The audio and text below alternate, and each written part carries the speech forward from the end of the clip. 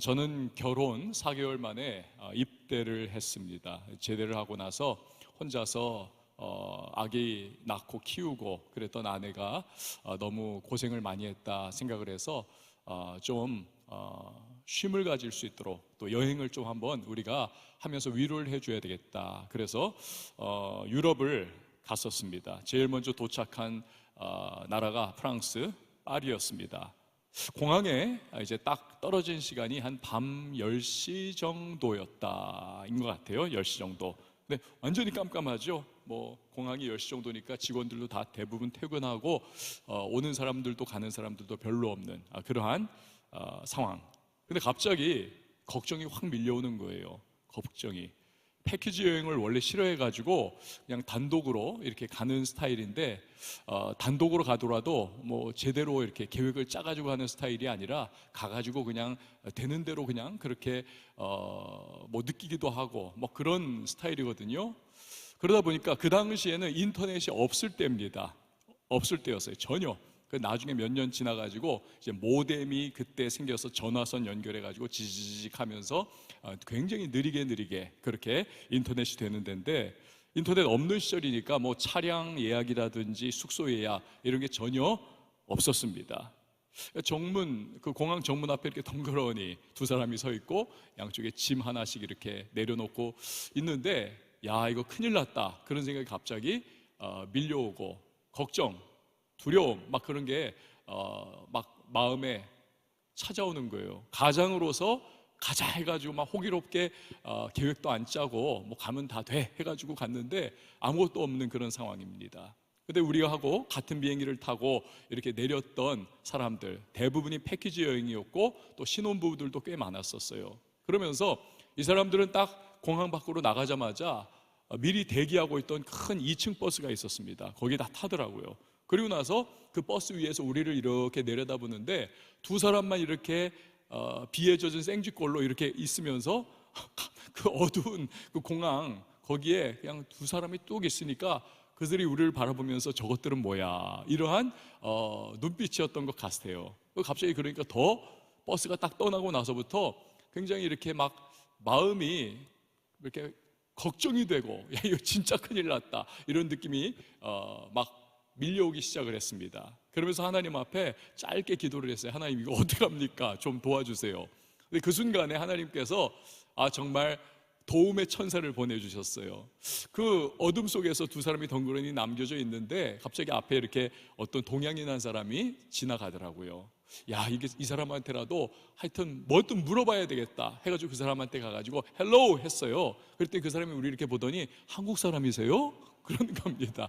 알고 보니까 이 사람이 파리에서 미술 공부를 하고 있던 미술 학도였던 겁니다. 그러니까 이래저래 우리가 어떤 상황이고 지금 내렸는데 호텔이고 뭐 교통이고 아무것도 없고 우리 어떻게 하면 좋겠는가 막 이런 이야기를 했더니 이 사람이 우리를 보더니 도저히 안 되겠다 싶었나 봐요. 자기 차례 타라는 겁니다. 그리고는 꽤나 멀리 운전을 해서 어느 이렇게 동네로 우리를 데려가더라고요. 그리고 나서는 호텔 앞에 딱 차를 멈췄습니다. 그 당시 지금은 뭐 프랑스 사람들도 영어를 굉장히 잘하더라고요. 그런데 지금부터 30년 전이니까 그 당시에는 이 프랑스 사람들이 영어를 정말 하나도 못했습니다. 영어 안 하는 것이 뭐 이렇게 회자되는 이야기로는 불어에 대한 자긍심 때문에 안 한다 그렇게 이야기가 되는데, 제가 볼 때는 그게 아니라 공부를 안 해서 못하는 거예요. 밀크 그랬더니 밀크도 못 알아듣는 거예요. 그래서 저는 이 사람도 어떻게 이렇게 영어를 못하는가. 그런데 이제 그 호텔에 갔는데 뭐 큰 대형 호텔이 아니니까 그 호텔에 있는 리셉셔니스트들도 영어를 뭐 거의 못하는 거죠. 불어로 해야 되는 겁니다. 제가 불어를 못하잖아요. 그러니까 이 화가가 저희를 다 데리고 가가지고 그 하여튼 수소까지 다 맞춰주고 하여튼 다 그렇게 체크인까지 다 해주고, 이 사람 정말 너무 착하더라고요. 자기도 지금 밤 11시 가까이 됐고 피곤할 텐데 우리를 다 그걸 봐주는 겁니다. 그리고 나서는 더 고마운 것은 나중에 자기 전화번호를 하나 적어주더라고요. 그리고는 만약에 뭔가 필요하거나 도움이 요청이 될 때 여기로 전화하라고, 내가 도와주겠다 그렇게 하고는 이 사람이 가버렸습니다. 지금 정도라면 지금 정도라면 정말 연료비라도 좀 해주세요, 너무 고맙습니다, 식사라도 하세요 하면서 얼마라도 쥐어드렸을 텐데, 그때는 어리고 게다가 뭐 너무 경황이 없어가지고 그냥 막 고맙습니다 고맙습니다 이거밖에는 못하고 그냥 그렇게 해서 돌려 보내드렸습니다. 그러면서 이 사람이 해줬던 일이 30년이 지난 지금도 생각이 나는 거예요. 만약에 그분 얼굴도 지금 기억 안 나고 이름은 뭐 당연히 모르고 연락처도 모르고 하지만, 만약에 그분을 만날 수 있다면 정말 그때 우리를 그렇게 인도해주고 우리를 그렇게 위해서 참 친절을 베풀어준 그 마음 너무 고마워서 정말 거한 저녁이라도 한번 샀으면 좋겠다, 그런 생각입니다. 여러분, 여행해 나가는 과정 속에서 정말 내가 어찌할 바를 알지 못할 때, 어디로 가야 할지를 알지 못할 때 그렇게 도움의 손길을 주고 나를 인도해 준 그런 사람, 그런 하나의 에피소드, 이것도 30년이 지난 지금까지도 너무 선명하게 생각이 나고 그분에 대해서 정말 고마운 마음을 가지고 있는 거지요. 여러분, 우리가요 인생길을 살아가고 있는데 초행길입니다. 무엇가 우리 앞에 나타날지, 어떻게 해야 될지 우리는 알지 못합니다. 성경적 표현으로는 우리 인생길은 광야길입니다. 광야길. 그런데 이때 하나님의 인도하심이 우리에게는 절실하게 필요한 거죠. 그럼 어떻게 우리가 하나님의 인도하심을 받을 수가 있을까? 오늘 이 본문의 말씀을 통해서 비결을 알게 되는 겁니다. 자, 먼저 15절에서 17절 말씀 우리 같이 한번 읽어보도록 하겠습니다. 세 구절 시작. 성막을 세운 날에 구름이 성막 곧 증거의 성막을 덮었고, 저녁이 되면 성막 위에 불 모양 같은 것이 나타나서 아침까지 이르렀으되, 항상 그러하여 낮에는 구름이 그것을 덮었고 밤이면 불 모양이 있었는데, 구름이 성막에서 떠오르는 때에는 이스라엘 자손이 곧 행진하였고 구름이 머무는 곳에 이스라엘 자손이 진을 쳤으니. 아멘. 여러분, 성막은요 그 이동식 텐트로 되어 있는 성전입니다. 이동식 텐트로 되어 있는 성전. 그래서 솔로몬 시대의 건축물로서의 완전한 성전이 완공되기 이전까지 사용했던 임시 성전입니다. 이 성막은 하나님이 임재하시는, 거하시는 장소입니다. 이스라엘 백성은 이 성막에서 제사를 드리면서 하나님께 나아가는 것이죠. 성막 위에는 하나님의 임재를 상징하는 그 아주 빽빽한 구름이 덮여 있었습니다. 그래서 백성들은 그 구름을 보면서 이 텐트, 이 성전이, 이 성소가, 그리고 이 성막이 단순한 텐트가 아니구나, 여기는 하나님이 거하시면서 우리 민족 가운데에 동행하시고 우리를 인도해 주시는 그러한 장소구나, 하나님은 정말 우리와 함께 하시는구나, 이걸 느끼는 거죠. 그러다가 성막을 덮고 있는 구름이 공중으로 오르고 또 이동을 하면 그들도 자기들의 장막을 걷어서 그 순간순간 이동을 해 나가는 겁니다. 구름이 다시 내려와서 성막 위에 머무르면 행진을 멈추고 그들도 머무르는 것입니다. 이런 식으로 광야 40년 동안 그들은 하나님의 인도하심을 받았고 결국 약속의 땅 가나안을 향하여 전진할 수가 있었던 것입니다. 자, 여기서 우리가 주목해야 하는 것은 성막을 완성하고 처음으로 세운 날, 하나님 앞에 제사드리고 하나님과의 신령한 관계를 가질 수 있는 그 성막을 완성하고 처음으로 세운 날에 구름이 덮였다는 점이에요. 여러분, 이것을 우리에게 적용하면 이렇게 말을 할 수가 있을 겁니다. 우리가 어떻게 하나님의 인도하심을 받을 수가 있는가? 우리의 삶에 예배가 살아날 때, 우리가 진정한 예배자로 세워질 때 우리는 하나님의 인도하심을 받게 되는 것입니다. 여러분, 한번 저를 따라해 주시기 바랍니다. 예배가 살아날 때, 진정한 예배자가 될 때 하나님의 인도하심이 있다. 그렇습니다. 여러분, 우리는 원래 죄로 인하여 하나님과 관계가 끊어졌던 자들입니다. 하나님과의 관계가 끊어졌다는 것은 하나님의 인도하심을 받을 수 없다는 것을 의미합니다. 그러나 우리가 예수 그리스도의 십자가의 보혈로 하나님과의 관계가 다시 회복이 되었습니다. 그리고 하나님 앞에 나아가게 되었습니다. 그것이 바로 예배인 것이죠.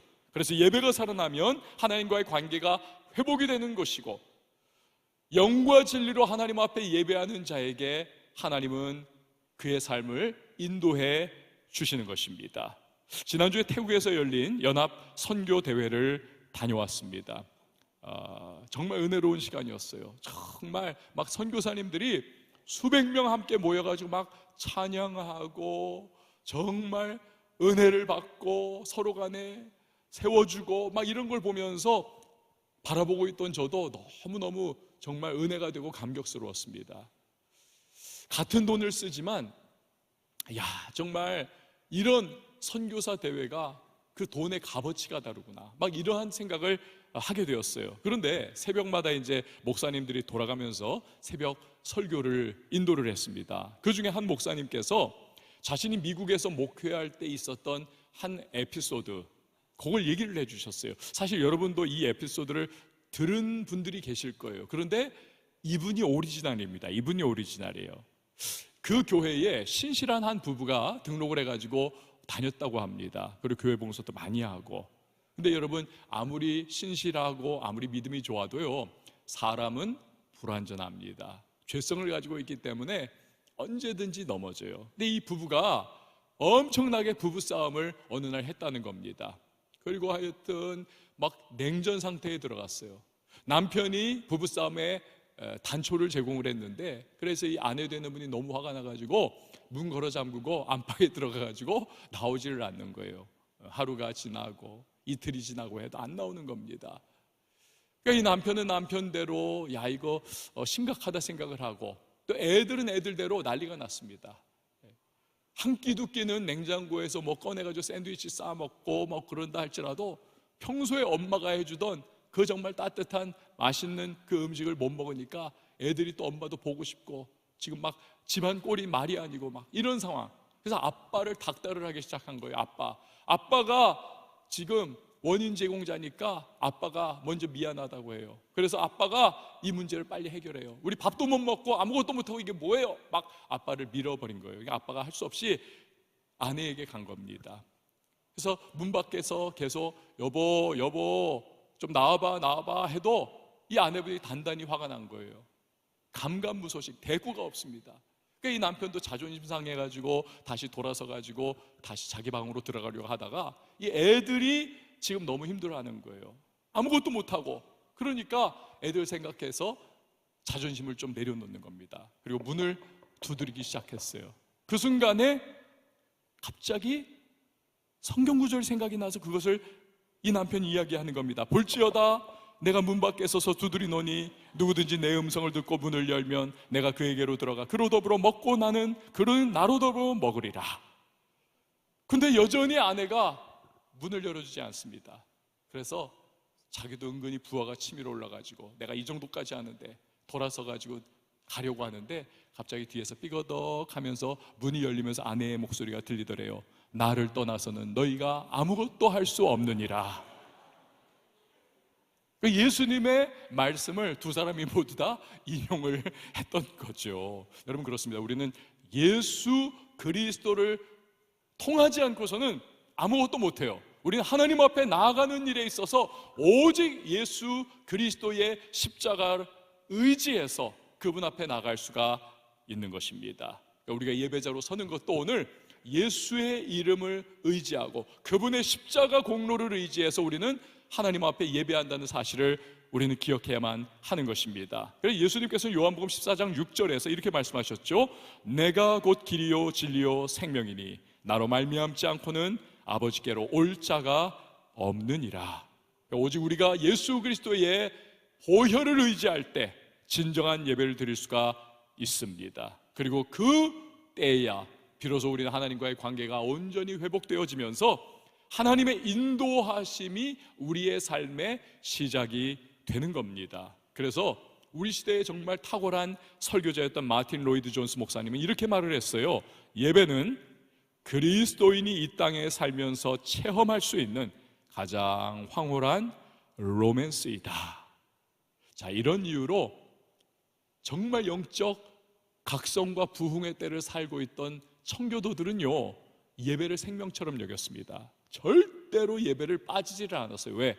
내가 예배 빠진 그날 그 예배에 하나님의 영광이 임하여서 위대한 부흥이 일어나고 하나님의 거룩한 임재가 막 그냥 물 붓듯 기름 붓듯 우리 가운데 임하면 그러면 나 얼마나 이거 손해 아닌가 해가지고 그들은 정말 예배를 사모하고 모든 예배를 다 정성과 최선을 다해서 참석하고 드렸다는 것입니다. 사랑하는 여러분, 예배를 결단코 소홀히 여기시지를 말기를 바랍니다. 여러분, 예배에 정말 전심을 다할 수 있길 바랍니다.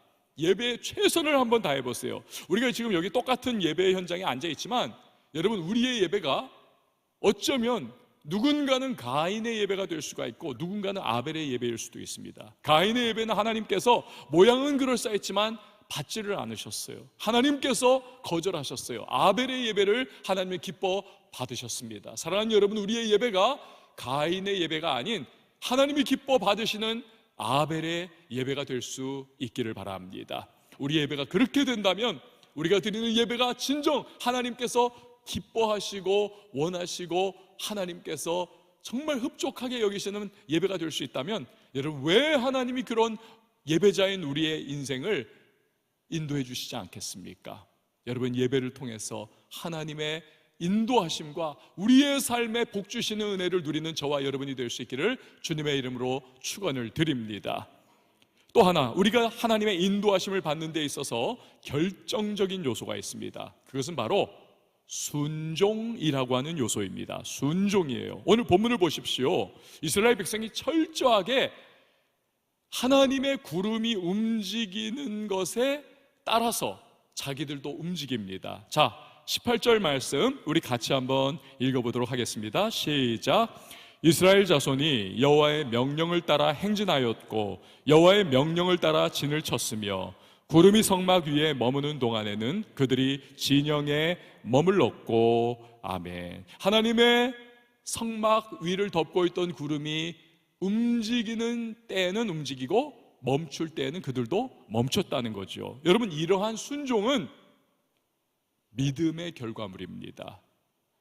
왜냐하면 하나님께서 우리에게 가장 좋은 것을 주시고 우리를 가장 잘 아셔서 우리를 최선으로 이끌어 주신다는 것에 대한 분명한 믿음이 있는 사람이 순종할 수 있기 때문에 그렇습니다. 그래서 하나님은 무엇보다도 순종을 기뻐하시는 겁니다. 순종에는 믿음이 깔려있기 때문에 그래요. 사무엘상 15장 22절에서 사무엘 선지자를 통해 하나님이 바로 그것을 말씀하지 않습니까? 우리 같이 한번 읽어봅니다. 시작.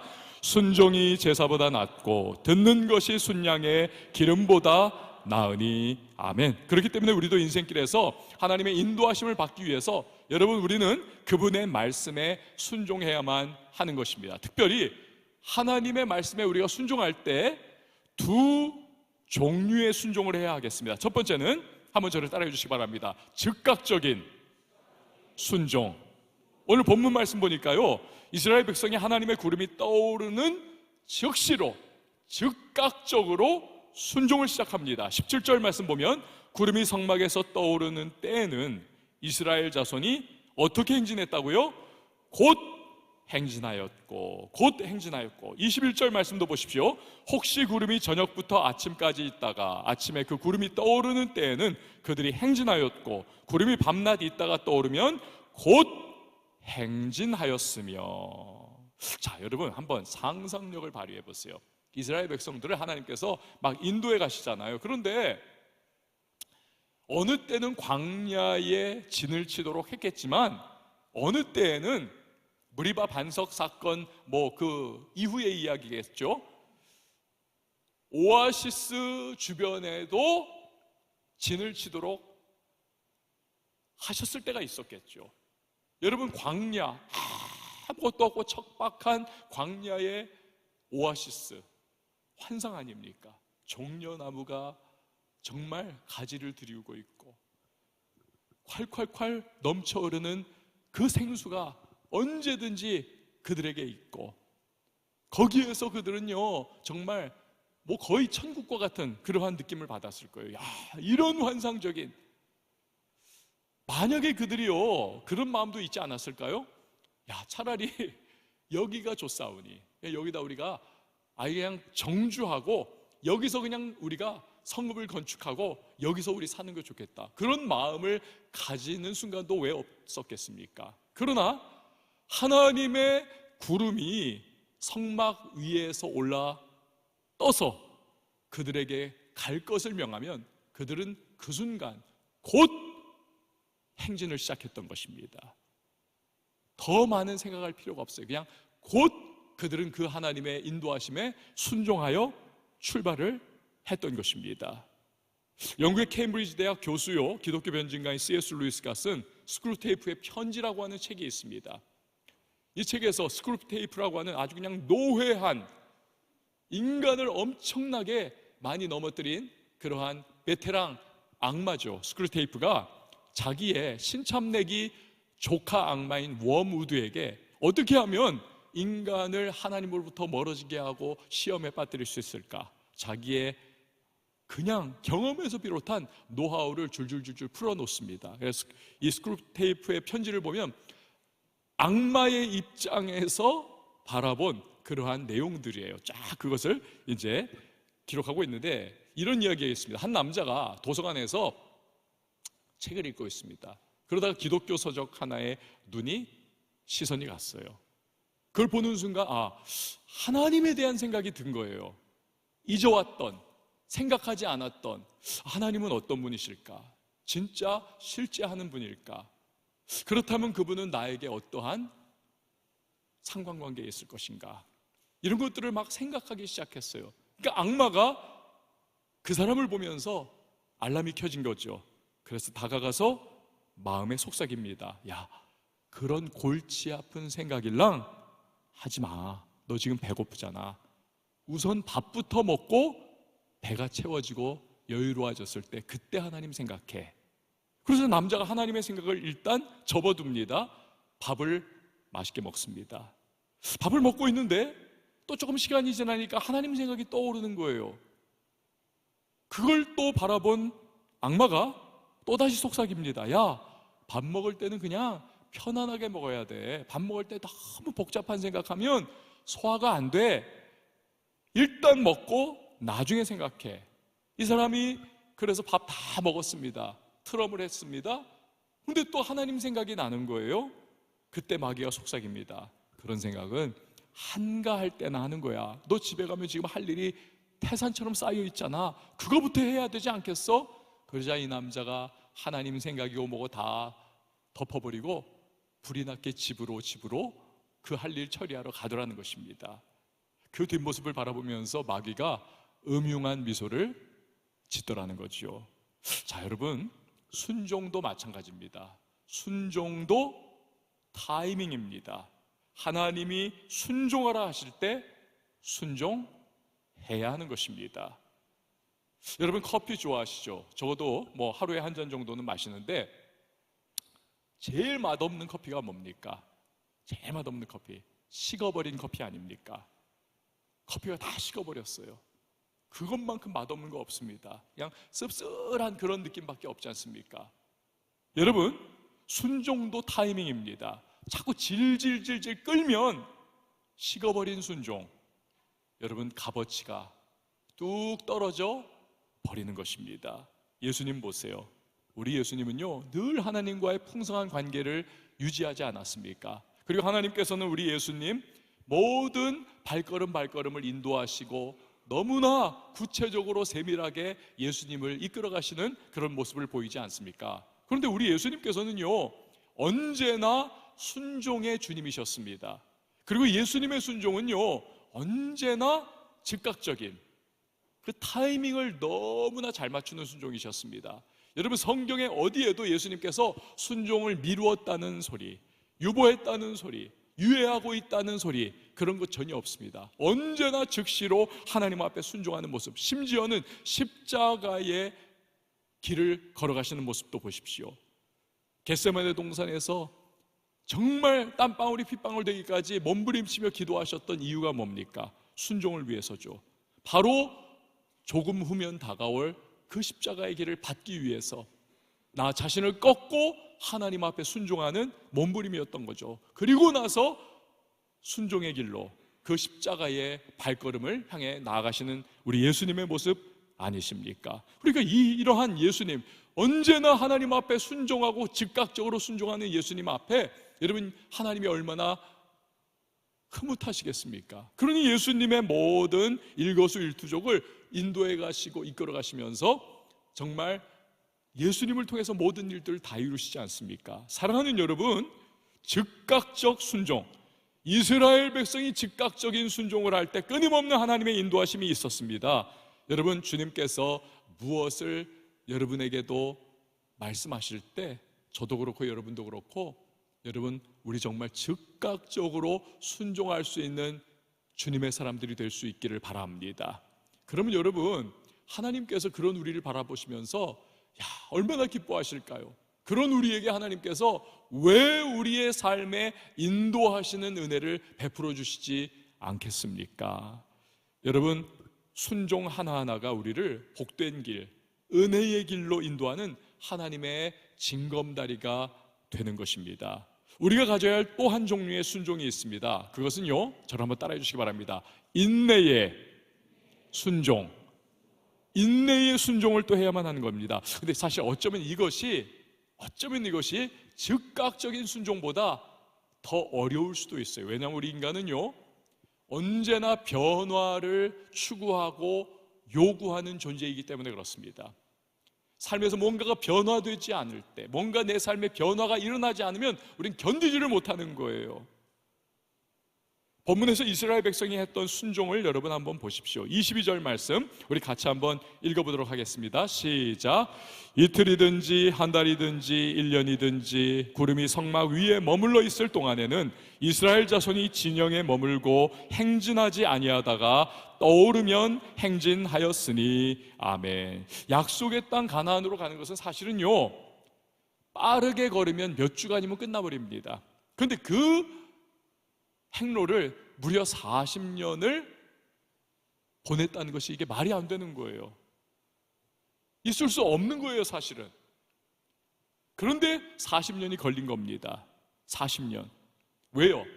때로는 하나님께서 그 성막 위의 구름을 한 달, 심지어는 1년, 2년, 3년 움직이지 않으시고 가만히 계시는 거예요. 그럼 이스라엘 사람들도 자기들의 장막을 그냥 고정시켜 놓고 한 달, 1년, 2년, 3년 그곳에 계속 머무르고 있어야 하는 것입니다. 이건 너무너무 힘든 인내의 순종을 하나님이 그들에게 요구하고 계시는 거죠. 그런데 그들은 놀랍게도 아멘 하면서 순종을 했다는 것입니다. 그럴 때 하나님께서 인도하시며 그들을 계속 이끌어 가시는 거죠. 그리고 가나안으로 결국 입성시켜 주시는 거죠. 이번에 태국 연합 선교사 수련회 때 참 뜻깊은 순간이 있었습니다. 뭐냐면 무려 선교사 사역을 30년 이상을 근속한 이 선교사님들에게 감사패를 드리고 그리고 또 축복하는 그러한 시간을 가졌습니다. 수백 명의 선교사님들이 정말 막 지붕이 떠나갈 때 와 하면서 막 환호성을 지르고 박수를 쳐주고 정말 너무너무 축제적인 그러한 시간이었어요. 근데 여러분 생각해 보십시오. 정말 여러분 나이인 20대에 그 파릇파릇할 때 그분들이 거기 간 거예요. 선교지에. 누군가는 30대에, 누군가는 40대에, 누군가는 50대에 간 겁니다. 그런데 그곳에서 30년 세월이 지났어요. 20대에 갔는데 지금 50대가 되었고 60대가 되었고 70대가 되었고 노인이 되었어요. 만약에 선교의 열매가 풍성히 맺혀졌다면 그럼 얼마나 좋았겠어요. 덜 힘들었겠죠. 하지만 그 30년 동안 어쩌면 남들이 보기에는 여러분 선교지라고 하는 것이 정말 열매가 거의 눈에 보이지 않을 수도 있는 것입니다. 남들이 바라볼 땐 저 사람 도대체 여기서 뭐 했나 싶은 그렇게 여겨지는 그런 분들도 계시는 거죠. 그럼에도 불구하고 여전히 하나님께서 나를 이곳에 뿌리내리게 하셨다. 이 사람들을 끌어안고 중보하며 기도하게 하시고 귀 기울여 듣지 않는 그들에게 그러나 하나님의 복음을 전하도록 나를 이곳에 주님이 놓아두셨다. 이 믿음의 마음으로, 순종의 마음으로 인내하면서 그들은 30년 세월을 그곳에서, 그 척박한 영적 황무지와 같은 곳에서 그렇게 눈물 뿌려가면서 그 민족과 족속을 품고 기도하며 그곳에서 살아갔던 거죠. 그래서 근속 30년이 사실은 그 어떤 가시적인 결과보다도 훨씬 귀한 겁니다. 열매는 하나님께 달려있기 때문에 사도 바울이 그걸 말하지 않습니까? 나도 아볼로도 씨를 뿌렸지만, 그리고 물을 주었지만 자라게 하시는 이는 하나님이시라고 바울이 고백하고 있지 않습니까?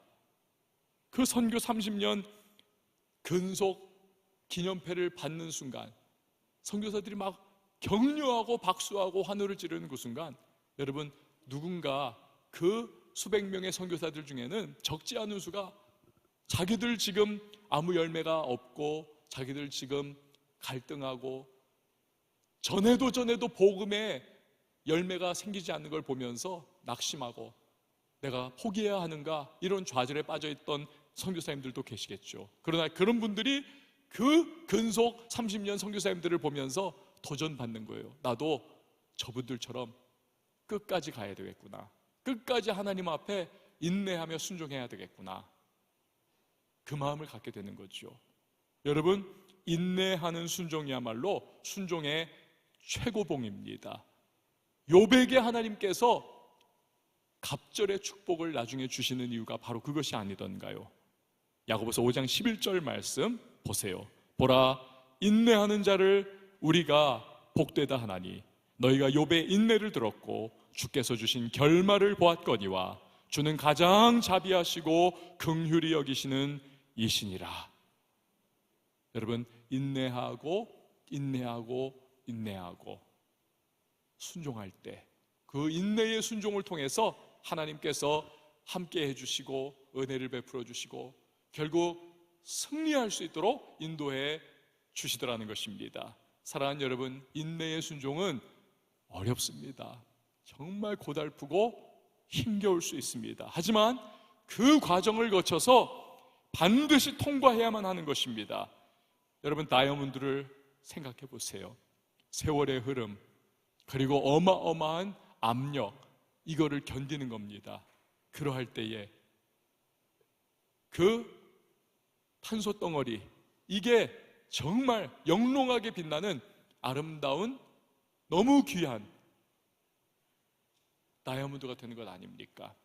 여러분, 우리가 인내의 순종의 모습으로 내게 다가오는 모든 압력들, 고난들, 그리고 환경들, 이것을 버텨나가면서 하나님 앞에 순종의 모습으로 그 자리에 버티고 서 있는 그 순간순간, 결국 하나님께서는 우리를 다이아몬드와 같은 모습으로 바꾸어 가시면서 우리를 그렇게 바라봐 주시면서 결국 우리의 인생을 하나님의 선한 계획과 뜻으로 인도하여 주실 줄 믿습니다. 사랑하는 여러분, 오늘 우리는 광야길을 걸어가는 이스라엘 백성을 통해서 하나님의 인도하심을 받는 비결을 살펴보았습니다. 먼저 우리가 예배자로 바로 서야만 하겠습니다. 우리의 예배가 진정한 예배자로 세워질 때 여러분, 하나님의 인도하심을 우리는 누리게 될 겁니다. 그리고 우리에게 순종의 모습이 있어야겠습니다. 때로는 즉각적인 순종의 모습으로, 때로는 인내의 순종의 모습으로 우리가 하나님 앞에 순종하는 모습으로 살아갈 때 여러분, 하나님 기뻐하시면서 우리의 삶을 주님의 선한 계획과 인도하심 속에 우리의 삶, 푸른 초장 맑은 물가로 우리를 이끌어 주실 것입니다. 저나 여러분이 오늘 이 말씀대로 진정한 예배자가 되실 수 있기를 바랍니다. 그리고 순종의 사람이 될 수 있기를 바랍니다. 광야 같은 인생길에서 여러분, 우리는요 홀로 내팽개쳐버린 존재가 결코 아닙니다. 하나님의 인도하심이 우리에게 반드시 있습니다. 오늘 우리가 함께 일어나서 찬양하도록 하시죠. 우리 함께 찬양한 이후에 그리고 우리 성찬식으로 나가도록 하겠습니다. 나는 내 마음에 복음이 흥했던 곳에서 다시 아버지를 만나고 주님 내 마음에 연약한 눈물의 끝에서 또 나를 반겨주시네. 작다 생각했던 그의 부르심 다시 나를 회복해 하시네. 다시 일어나 주를 예배함이 내 모든 기쁨이 되리. 나오세요. 우리 같이 찬양하고 기도하면서 또한 성찬식으로도 나가도록 하겠습니다. 함께 찬양하시죠. 나는 내 마음에 복음이 흥했던 곳에서 다시 아버지를 만나고 주님 내 마음에 연약한 눈물의 끝에서 또 나를 반겨주시네. 작다 생각했던 그의 부르심 다시 나를 회복해 하시네. 다시 일어나 주를 예배함이 내 모든 기쁨이 되리. 그의 기쁨 되어 삶의 모든 순간을 주께 다 내어드리. 다시 한번 찬양하십시다. 나는 내 마음에 복음이 흥했던 곳에서 다시 아버지를 만나고 주님 내 마음에 연약한 눈물의 끝에서 또 나를 반겨주시네.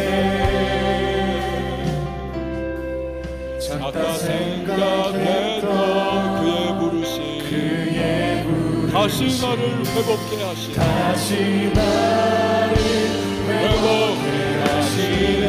아멘. 다시 일어나 주를 예배하니 내 모든 기쁨이 되리. 그 기쁨 되어 내 기쁨 되어 삶의 모든 순간을 주께 다 내어 다시 일어나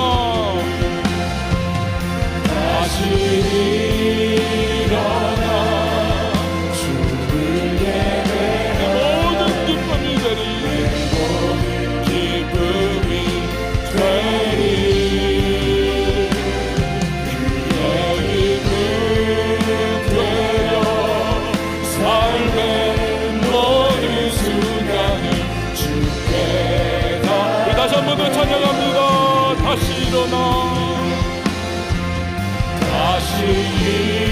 일어나 주를 예배하니 내 모든 기쁨이 되리. 그의 기쁨 되어 삶의 모든 순간을 주께 다. 우리 다시 한번 찬양하십시다. 다시 일어나 일어나 주를 예배하니 내 모든 기쁨이 되리. 아멘. 내 기쁨 되어 삶의 모든 순간을. 우리 마지막으로 한 번 더 찬양하십시다. 다시 일어나 주를 예배하니 다시 일어나 주를 예배하니 내 모든 기쁨이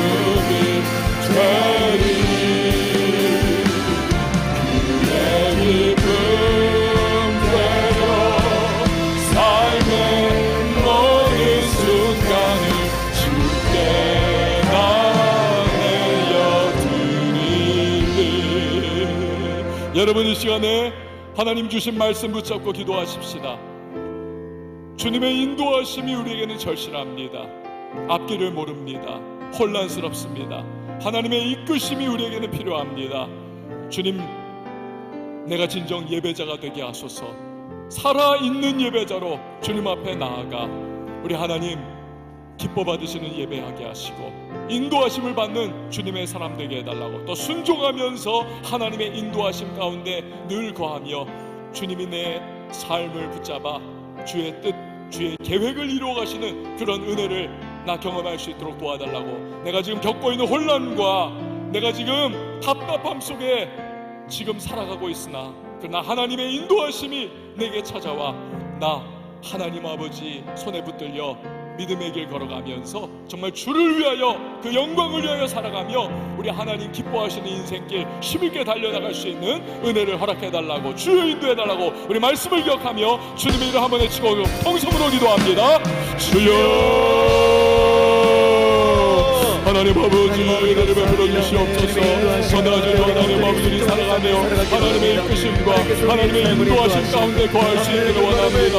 우리 하나님 아버지께서 삶의 모든 순간 하나님 나의 삶을 주님의 권능의 손으로 붙잡아 주시고 하나님 주님의 뜻과 계획이 이루어지는 그 이끄심으로 하나님 이끌어 주시고 인도하여 주시기를 원합니다. 하나님 예배가 주시옵소서. 주시옵소서. 영과 진리를 예배할 수 있도록 봐주시고 나의 예배가 살아있는 일에 하나님 아멘을 수 있도록 하나님 은혜를 베풀어 주시옵소서. 하나님 예배할 때 우리 하나님께서 인도해 주시고 그 예배 가운데 하나님 아버지 주님의 선한 은혜와 하나님 이끄심으로 나의 삶을 도와주시옵소서. 하나님 순종의 사람이 될 수 있도록 주님 도와주시옵소서. 하나님 순종을 유보하거나 게으름이 아닌 적극적 순종으로 그리고 하나님 아버지 적시에 하나님 원하시는 길에 하나님 온전히 즉각적 순종을 행하는 하나님의 사람들이 주시옵소서. 하나님 때로는 인내의 순종을 보일 수 있기를 원합니다. 하나님의 아버지가 보이지 않아도 전에는 잡히는 것 없어도 뒤에는 들리는 것 없어도 그러나 우리 하나님 아버지 원하시고 하나님 기대하시는 그 믿음을 하나님 가지고 인내하며 나갈 수 있는 하나님의 사람이 될 수 있도록 주님은 은혜를 베풀어 주시옵소서. 전능하신 하나님 아버지의 삶 속에 하나님의 영광을 비추어 주시고 하나님의 능력의 손으로 우리 젊은이들의 삶 속에 하나님 날마다 도망가시고 붙잡아 주시고 이끌어 주시옵소서. 하나님 좌우로 나오나 치우치지 아니하고 믿음의 길을 걸어갈 수 있도록 원합니다. 그 하나님 아버지의 믿음 속에 우리가 하나님 아버지 믿음으로 반응하며 나갈 수 있도록 원하시고 이제 아무나도 어려움 속에서도 우리가 하나님 아버지 뜻을 이루어지는 주님의 사랑들로 앞세우며 살아갈 수 있는 주의 백성 되게 하여 주시옵소서. 하나님 아버지 귀중한 우리 청년의 때에 하나님 낭비할 때 교수하거나 하나님 허비해버리지 않게 하시고 우리 하나님의 인도하신 가운데 거하며 하나님 아버지의 뜻을 이루어주시는 하나님의 길로 힘있게 주님께 한결반결은 믿음으로 걸어갈 수 있는 주님의 사람들이 될 수 있도록 하나님 인도하여 주시옵소서. 우리를 사랑하시고 우리를 위하여 그 은혜를 베풀어 주시기 원하시는 하나님 앞에서 날마다 인도함 받는 주님의 사람들 다 될 수 있도록 주님 함께하여 주시옵소서. 역사하여 주시옵소서. 여러분 이 시간에 다시 한번 기도할 때에 우리 묵상하면서 좀 기도했으면 좋겠어요. 성찬 예식을 우리가 거행합니다. 그러나 우리 마음속에 어쩌면 누군가는 죄책감과 지난 한 주 동안에 내가 하나님 앞에서 떳떳하지 못했다, 위축되고 그리고 마음이 눌려있는, 그래서 선뜻 이 성찬 예식을 기쁨으로 동참하지 못하는 누군가도 있을 거예요. 하지만 분명한 것은 우리의 어떠한 의로운 행위로 우리가 하나님 앞에 나갈 수 있는 것이 아니라는 사실입니다. 우리는 오직 예수 그리스도의 십자가의 보혈을 인하여서 예수 이름을 붙잡고 하나님 앞에 담대하게 나아갈 수가 있는 것입니다. 하나님, 오늘 내가 예수님의 찢기신 몸과 피를 상징하는 떡과 잔을 받고자 합니다.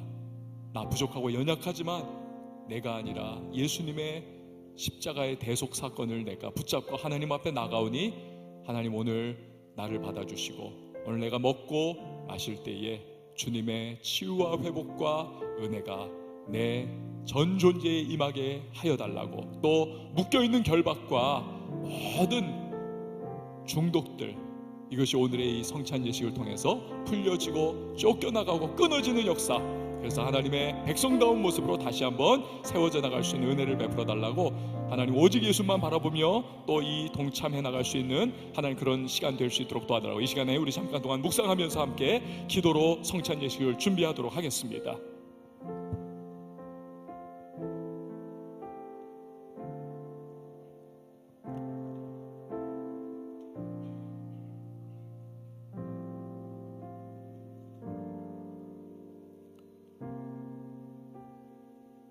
하나님 아버지, 이제 우리가 주님께서 명하신 성찬 예식을 거행합니다.